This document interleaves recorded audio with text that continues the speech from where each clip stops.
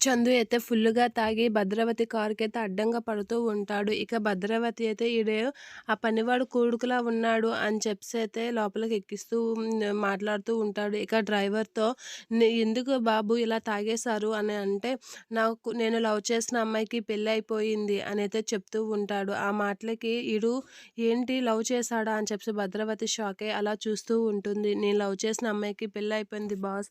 అందుకే నేను ఇలా తాగాల్సి వచ్చింది. నా లైఫ్ మరి లేనట్లేగే నా లవ్ నా జీవితం నాశనం అయిపోయింది అని చెప్పేసి ఫీల్ అవుతూ ఉంటాడు. ఇక భద్రావతి అయితే అలా చూస్తూ ఉంటుంది.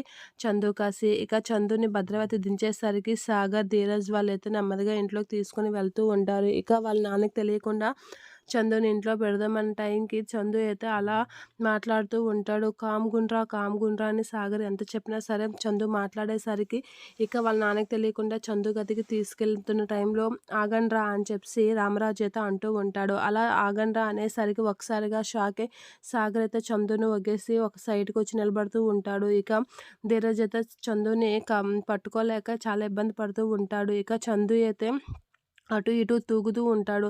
అది చూసి రామరాజు షాక్ అయ్యి అలా ఉండిపోతూ ఉంటాడు. ఇక ధీరజ్ అయితే చాలా షాక్ అయ్యి అలా చూస్తూ ఉంటాడు. ఇప్పుడు నాన్నకి ఏం చెప్పాలి అని అయితే భయపడుతూ ఉంటాడు. ఏమైందిరా ఎందుకు అలాగున్నాడు అని చెప్పేసి రామరాజు అయితే చాలా సీరియస్‌గా అడుగుతూ ఉంటాడు. ఇక చందు అయితే ఏం పట్టినట్లుగా ఏటేటో మాట్లాడుకుంటూ ఉంటాడు తన మత్తులో.